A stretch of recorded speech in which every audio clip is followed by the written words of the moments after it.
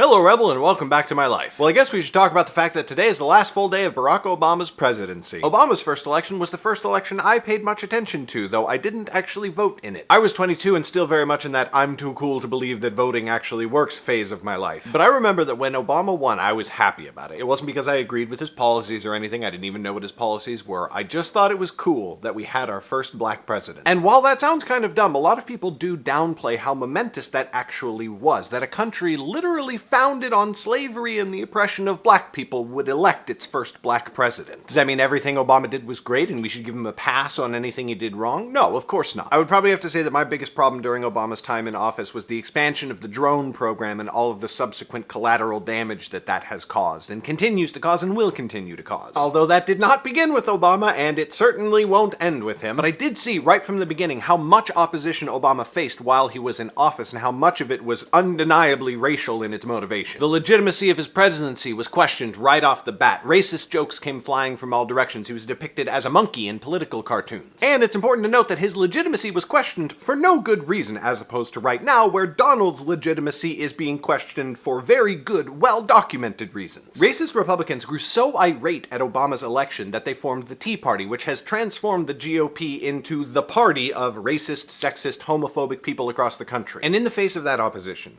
it is incredible to me how much Obama was able to accomplish, how many of his goals he did achieve. The greatest of them all, of course, is the Affordable Care Act. It is a flawed piece of legislation. It no doubt created problems for some people, but it also enabled millions of people to get health insurance when it was literally impossible before. It saved people's lives. And the derogatory way Republicans have always referred to Obamacare is indicative of how unthinking and ignorant their hatred is for him. By simply putting his name into the title, they made it something they could universally hate and expected the rest of us to play along, as though just the name Obama made it disgusting and reprehensible. As if it was an insult to say that Obama cared. It's like people who try to use the term social justice warrior as an insult. Why would I be insulted that I fight for social justice? On a sort of smaller scale, as John Green recently described, Obamacare is literally why he and Hank were able to start their careers. Otherwise, Hank would never have been able to afford the medications that he needed to survive. I wouldn't have my career without another Obama achievement, which was pulling the US economy out of the Great Recession. His unemployment insurance extensions enabled me and my family to stay afloat while I built my writing career, and now I employ other people and will be hiring many more this year. There's one other part of Obama's presidency that people like to downplay, but which is actually incredibly important, at least to me, and that's his presentation. His speechwriters are obviously incredible, but more than that, his delivery and his ability to effectively and eloquently express himself even when he's not reading off of a prompter is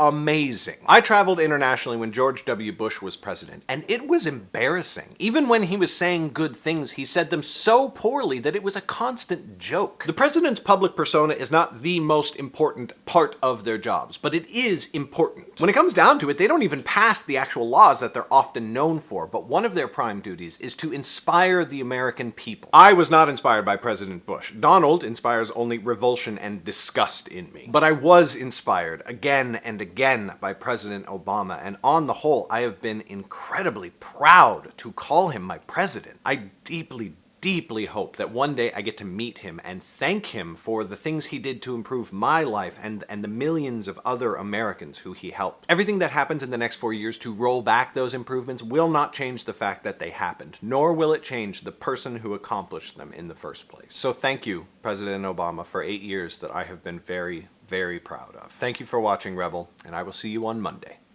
Bye!